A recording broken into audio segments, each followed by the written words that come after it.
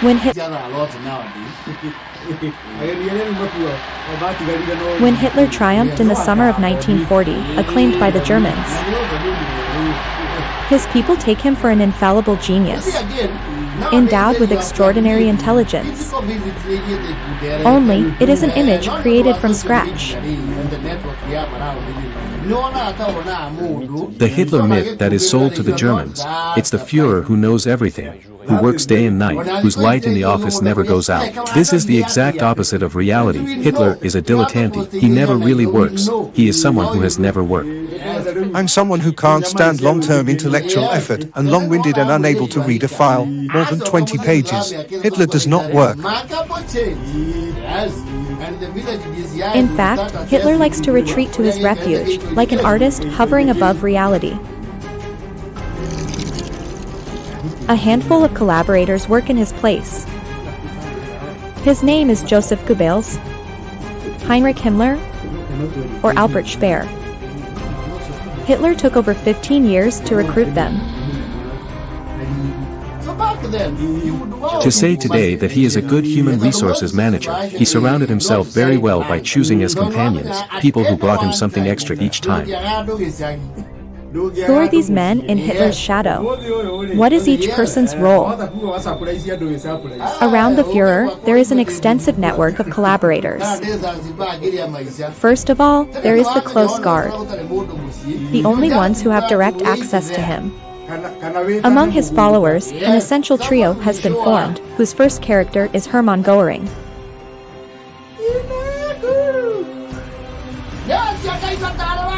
He is an ogre who thinks only of getting rich. Bulimic, opportunist, drug addict.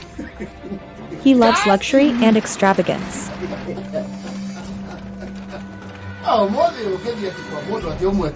The second, Joseph Goebbels, is a failed writer. His leg disability makes him complex. He avenges himself by a radical hatred. He lives only through his idol, Hitler. The third, Heinrich Himmler, is a petty bourgeois, cold, stubborn, meticulous, a smooth man who will become the assassin of the century by organizing what the Nazis call the final solution.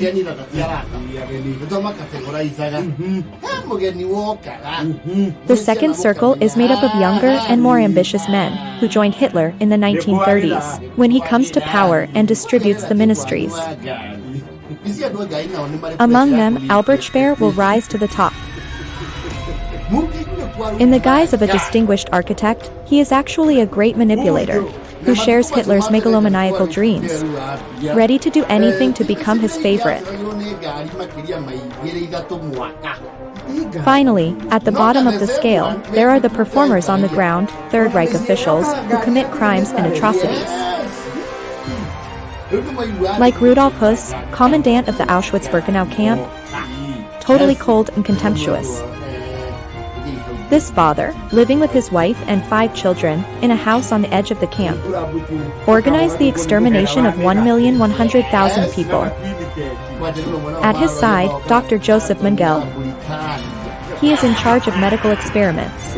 He embodies the cruelty of the Nazis, without pity for his victims. This SS doctor carries out the worst mutilations in the camps, including on children. Without them, the worst crimes would not have been possible. To please Hitler. When Hitler triumphed in the summer of 1940, acclaimed by the Germans, his people take him for an infallible genius, endowed with extraordinary intelligence.